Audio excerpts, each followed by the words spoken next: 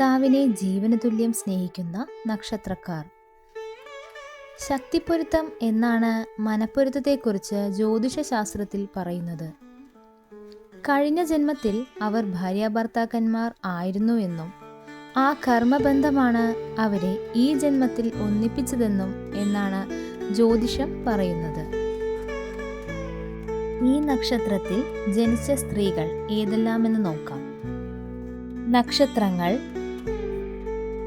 Rohini, Punartham, Makam, Uthram, Thiruvonam, Uthrattathi,